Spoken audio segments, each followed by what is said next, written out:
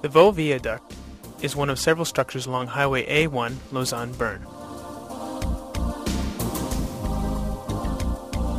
It is situated near the village of Yvonneau along Lake Neuchâtel. It consists of two 945-meter-long steel concrete composite bridges, which span the valley of Vaux at a height of 110 meters. In plan, the horizontal alignment of the viaduct is comprised of two circular arcs linked by a clotoid. Twin steel plate girders were used for the 62-meter secondary spans. These girders were fabricated and erected in a conventional manner where possible, and launched when the height of the piers was too great. Closed box girders were used for the 130-meter main spans. These girders were launched. Launching is when a bridge is constructed section by section at the abutment and then slid out over the piers.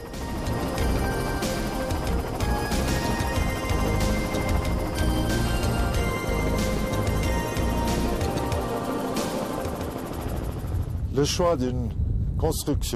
choice of composite construction for the Vaux Viaduct was predominantly due to the geometry of the structure in plan and the differences in the spans, 62 meters for the secondary spans and 130 meters for the main spans.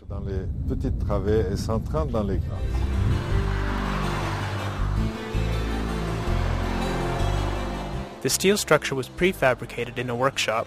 The box girders were divided in two for transportation.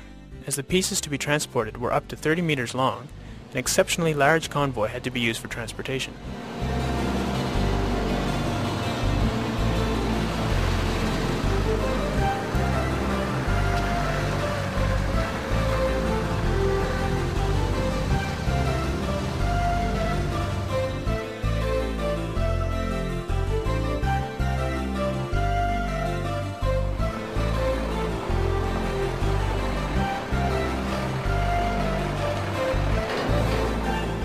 On site, a large fixed crane was installed for the maneuvering of the structural elements.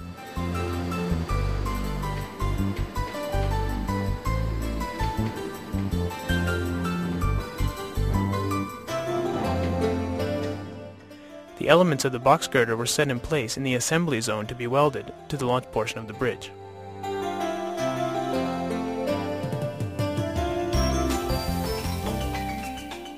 What makes the construction of this bridge remarkable are the 130-meter spans, which are exceptional for a launched bridge.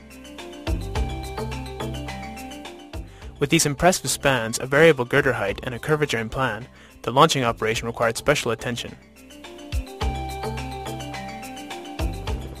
A launch stage followed the construction of each section. Sets of cables were used to push and pull the steel structure.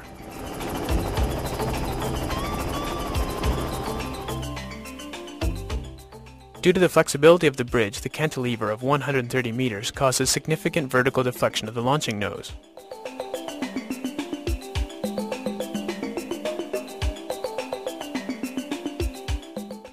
A vertical deflection of 4.3 meters was attained by the time the bridge reached the following pier.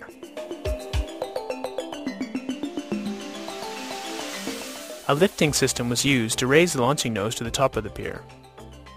The lifting took less than 2 hours, after which the launching of the bridge could resume.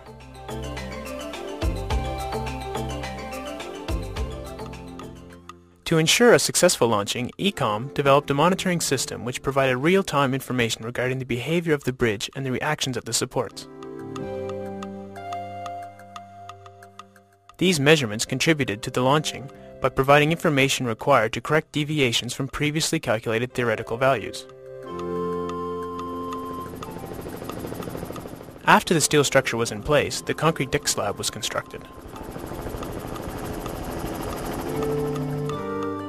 The concrete deck slab was poured using a 30-meter-long traveling form. Each movement of the form, along with the placement of pre-stressing cables, took 3 days. Once bridge construction was completed, an in-situ load test was conducted with trucks. During this test, 2 types of measurements were carried out. The vertical displacements of the bridge were measured using theodolites. At the same time, gauges on the inside of the box girder and optical fiber sensors within the slab were used to determine the strains in the steel and concrete elements. These measurements were then compared with previously calculated values to ensure that the bridge was behaving as expected. The Vaux Viaduct will be inaugurated in 2001. It will be the last link in what will become the principal thoroughfare connecting the east and west regions of the country. The choice of materials and the care that was taken in the design and construction of the bridge have resulted in a structure that will endure for many years to come. It represents a fine example of current Swiss civil engineering know-how.